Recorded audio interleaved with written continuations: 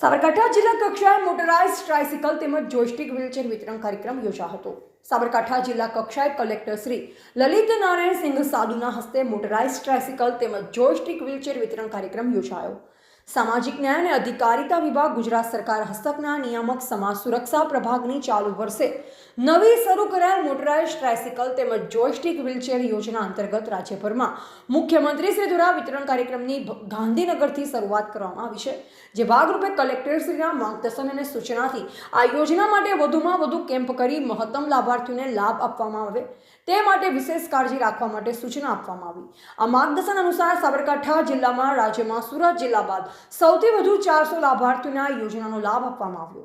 આ પ્રસંગે કલેક્ટર શ્રી લલિત નારાયણ સિંઘ સાધુએ જણાવ્યું કે મુખ્યમંત્રી શ્રી દ્વારા દિવ્યાંગો પ્રત્યે સંવેદના દાખવી આ યોજના શરૂ કરવામાં આવી છે, જે દિવ્યાંગો માટે આશીર્વાદરૂપ સાબિત થશે। વધુમાં ઉમેર્યું કે મૂકબધિર દિવ્યાંગ બાળકોની સંસ્થા હિંમતનગરને દિવ્યાંગો માટે રોજગારીની તકો તેમના અનુરૂપ ઊભી થાય તે માટે આઈટીઆઈ અને અન્ય રોજગારદાતાઓ સાથે સંકલન કરવા જણાવ્યું। વધુમાં ઉમેર્યું કે આ યોજનાથી દિવ્યાંગો આપમેળે હળીફળી શકશે અને ઘણા અંશે આત્મનિર્ભર બનશે। આ કાર્યક્રમમાં એમ કે જોશી, જિલ્લા સમાજ સુરક્ષા અધિકારી હિંમતનગર, ડોક્ટર ગોરધનભાઈ પટેલ, ટ્રસ્ટી શ્રી મૂકબધિર દિવ્યાંગ બાળકોની સંસ્થા હિંમતનગર, ભીખાભાઈ પટેલ, કેમ્પસ ડાયરેક્ટર મૂકબધિર દિવ્યાંગ બાળકોની સંસ્થા હિંમતનગર તેમજ બોડી સંખ્યામાં દિવ્યાંગો ઉપસ્થિત રહ્યા। રિપોર્ટર જયેશ ઠાકોર સાથે શૈલેષ પટેલ, જિલ્લા બ્યુરો ચીફ, સાબરકાંઠા।